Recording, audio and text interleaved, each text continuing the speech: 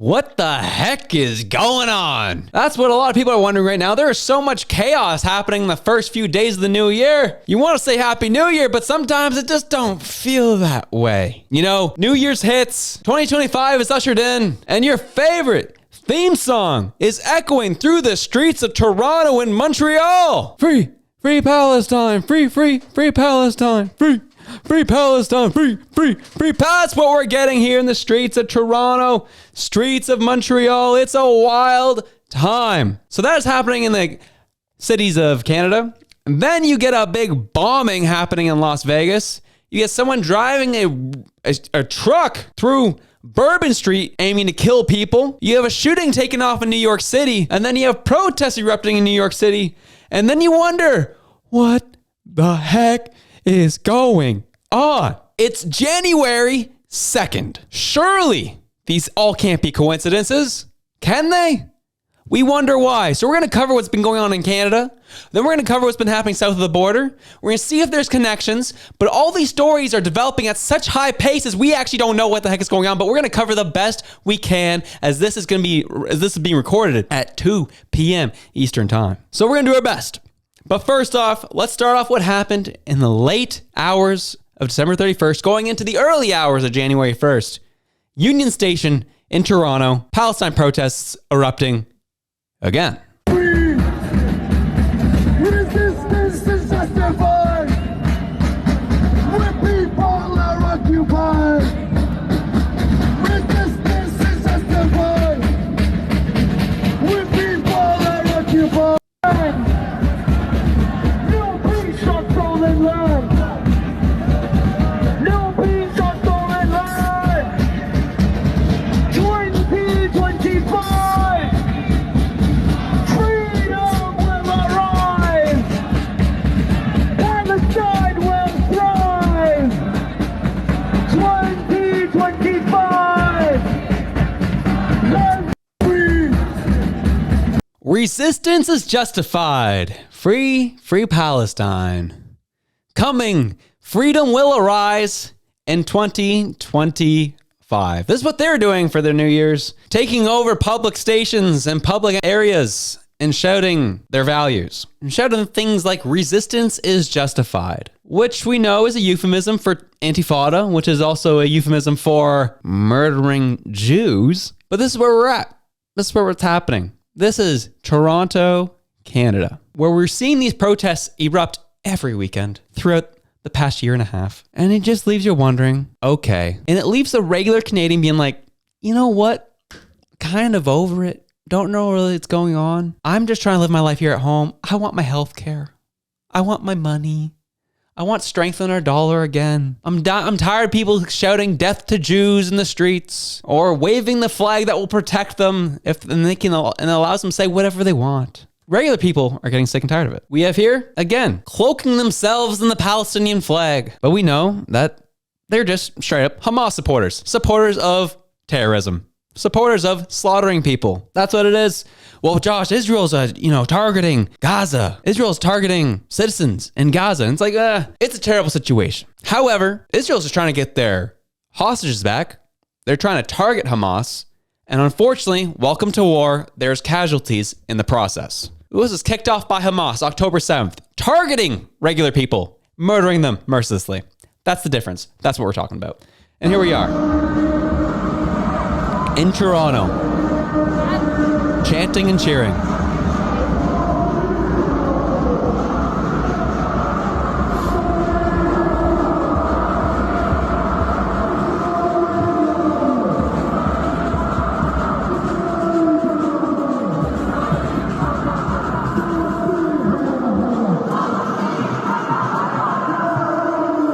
And you know things are getting crazy when the Hindu Forum Canada X account is calling this stuff out. When the Hindus in Canada are saying, is no one going to speak up about this? Is no one going to be talking about this? Aside from the YouTubers like myself, is anyone really going to be addressing this from a political perspective? Anyone in law enforcement going to address these issues? Or we're just going to allow this group of people, as long as they wave the right flag, continue the idea of advocating for the death of a specific group of people. But Josh, again, I care about Canada. I care about what's going on within our borders. And right now, I'm not seeing a whole swath of Jewish people going and trying to murder Palestinians here in Canada. Not seeing it happen within our borders. However, I've been seeing shootings of Jewish schools. I've been seeing desecrations of Jewish synagogues.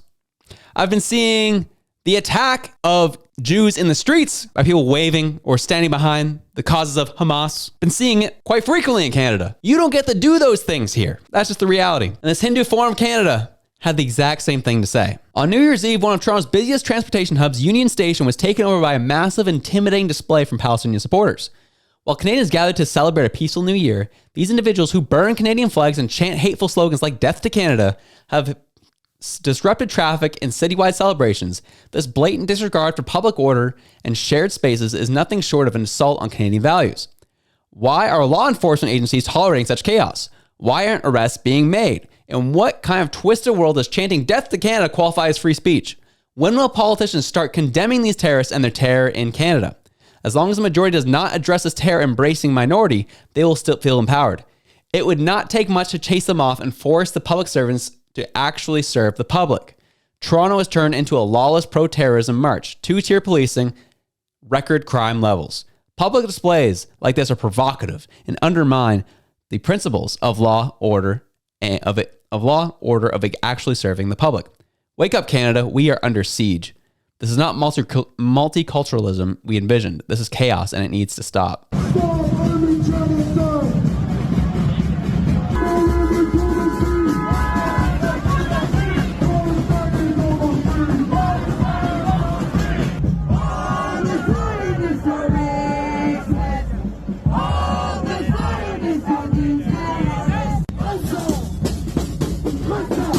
So this is what we're getting. This is what we're seeing. This is what we are currently under. Nothing new under the sun, unfortunately. This has been a consistent issue across the country. Vancouver, Toronto, Montreal, these places. We're seeing this consistently at this point. And it needs to stop. It needs to end. And we're seeing a lot of it in Canada because it's tolerated here. But it's also happening in various pockets of the States. We had the shooting of 10 people at a New York City club over the weekend. We don't really know what it was in connection to, if it was just a one-off. There's actually no real information coming out about it at the moment. However, it was interesting following that shooting that, again, these calls for violence were happening. Globalize the Antifada. Again, euphemism for murdering the Jews. We need to make it a global movement, is what they're chanting for. Extinguishing the Jews. Finishing what Hitler did. That's what these people are calling for. Some of these on-the-ground journalists, on-the-ground reporting that has happened over the past year, asking white people who are in these protests, do you know what Antifada means? No, I didn't realize it meant that. I just thought we were cheering for the freedom of the Palestinian people. No, you are being used like what Antifa has done in the past. And I'm sure Antifa is a big part of this as well. That you're being used as a useful idiot by those who have malicious and nefarious intentions of hurting and murdering people here on Canadian soil. Sorry, is what it is. That's what's happening, and you're being used to do it. Anyone who continues to defend this, I'm sorry. I feel like you've not been paying attention, and I will happily have a nice conversation with you about it. I'm not going to get into, because that's what happened. That's what most Canadians do. That's what the nice Canadians will do. Well, I don't really know. It's been happening over hundreds of years. All right, let's not even have the conversation what's happening over there. We can even we'll ignore it.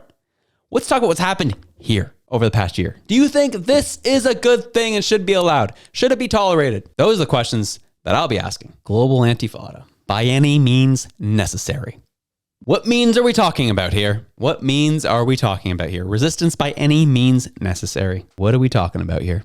The Bourbon Street attack and the Las Vegas attack are getting weirder by the minute. I am still kind of waiting to see what the reporting is saying, where they're going. Initial reports were saying that the New Orleans attacker had a connection to ISIS. That's what is being reported, but that's not really, from what I'm seeing, it's weak at best right now to make that connection. We don't really actually know. It's an assumption that's being made and being pushed in reports right now. We don't actually know. But what we do know is that, yes, in this report, he was a U.S. Army veteran who lived in Houston. The FBI said he posted several videos before the attack proclaiming his support for ISIS. Again, we don't know if he was a part of ISIS, but we know he was a sympathizer for ISIS. So that's kind of the strict delineation we want to make here. He's a 42-year-old U.S. born citizen, military trained. Fort Bragg was where he came from. Tragic situation, tragic issue. What gets weird though is welcome to CBC. One dead after Tesla Cybertruck explodes, catches fire outside Trump Hotel in Las Vegas.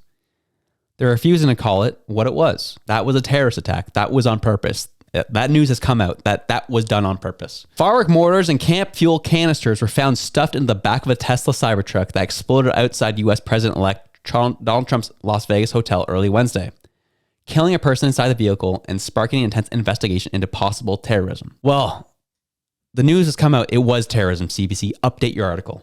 Las Vegas Metropolitan Police and Clark County Fire Department officials said that a person died inside the futuristic-looking pickup truck, and 7 people nearby had minor injuries, and several were taken into hospital. This is why people get frustrated with the CBC. The stupid details we're adding to the story. First, you're not updating your stories.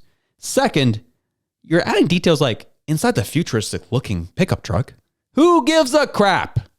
That's not the point of the story here, but here we are, alas. To those who are watching from the outside, you naturally would think there was a connection between these attacks. And right now, there is. It's a weird connection. This is just in. Law enforcement sources have confirmed Matt Livelsberger, 37 of Colorado Springs, was the Trump Las Vegas Cybertruck bomber per News Nation. Livelsberger, who killed himself in the blast, was still an active duty Green Beret operations sergeant who was on leave from Germany, where he was serving with 10th SFG per multiple U.S. officials. Authorities are continuing to investigate a link between Livelsberger and the New Orleans attacker, as they both served at the same base, Fort Bragg, and both rented EBs from Trudeau. And this is the weird part. They both served at the same base. So they're looking for that possible connection between the two. And secondly, the second guy who tried to take Trump's life in the summertime, he visited this base over 100 times, they're reporting. What is going on? Clearly, at this point, there is a clear connection. What is happening? We knew that the second Trump shooter had deep ties to the fighting over in Ukraine. This individual, Mr. Livelsberger, has a Ukraine shirt on right here. And this is the shirt he was wearing. And translated, it says, "Glory to Ukraine." So who is behind these attacks? It's unsure. They haven't said the New York City shooting had anything to do with terrorism, but we do know that the New Orleans attack and the Las Vegas attack are connected. 3 people, 2 terrorists, the other tried to kill the incoming president. What is happening? What is going on? We're 2 days in the new year and crap is hitting the fan. Well, Josh, why are you talking about these stories down south and talking about the issues that are happening in the protests in Toronto? Are you trying to make a connection? No, not trying to make a connection. The only connection I'm making is the Western culture is under attack. We don't know what's going on with these attacks that happen south of the border. We don't know if ISIS is behind it. We don't know if Ukraine is behind it. We don't know if this is a CIA operation, because we know what the CIA likes to do to people they don't like, who threaten their power. We don't know what's going on. These stories are changing by the hour. But what I will say is you do need to be vigilant, especially if you're living in the likes of Toronto, Montreal, New York City, any of these, Chicago, any of these bigger metropolitan areas across North America. Clearly, something is picking up. We don't know if they're connected, but we do know an active attack on Western culture is happening before our very eyes. It's gone from a cold attack through culture and influence to now hot attacks. And we need to stay tuned to see what happens next and how things unfold. We bring it back to Montreal. How Montreal became the anti-Semitism capital of North America, wrote the New York Post. According to the Toronto Sun, in the last year, Montreal has endured the most anti-Semitic hate crimes of any city in North America.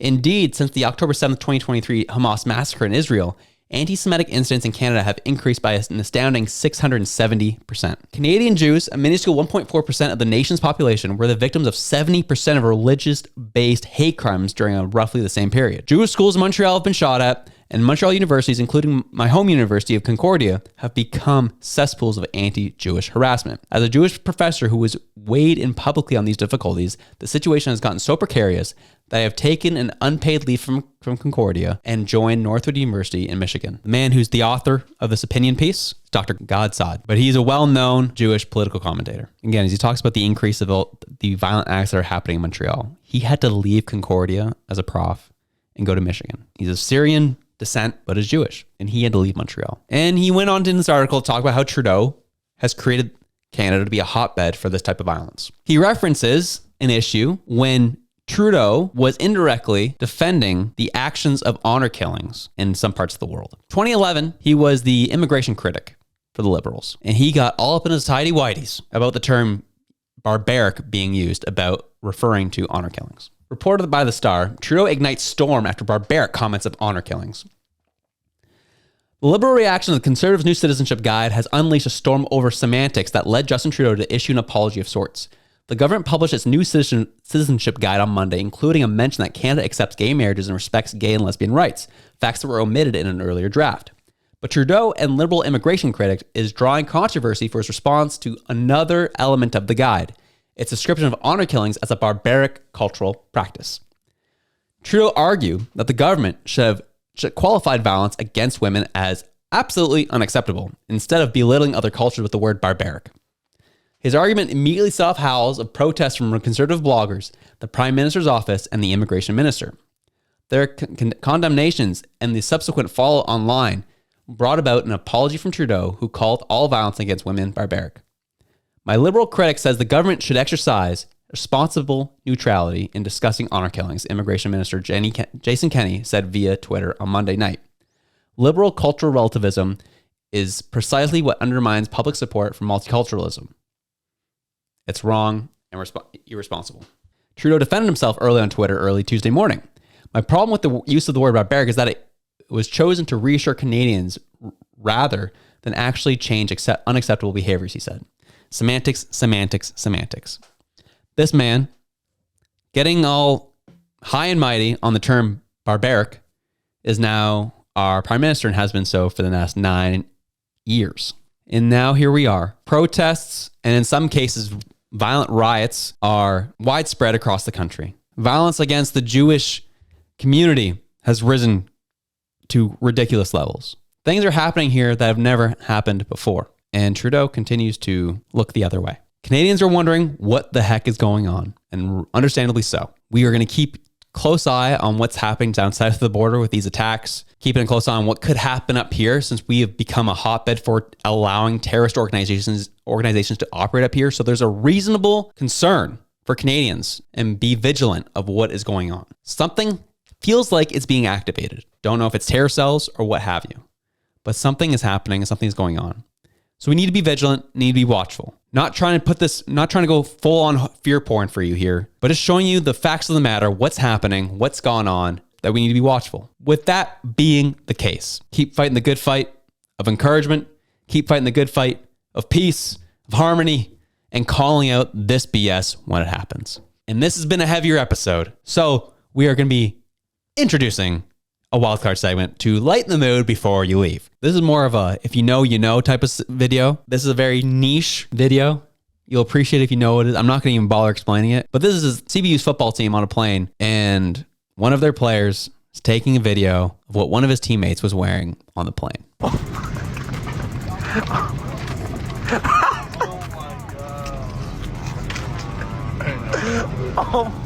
Oh my. Say it. Say it. He said, say it. Yeah, I'll leave it there. You're interested and want to know what the inside joke is there? Just look up the Burger King guy on an airplane and you'll understand what that's all about. And you'll understand the inside joke between those two brothers. But we love you. You are all awesome. Hopefully the Canadian boys can pull it out tonight and bring some levity to our spirits here in Canada. Otherwise, just pray for good news tonight. Anyways, I love you. Have a good one. I'm out. Peace.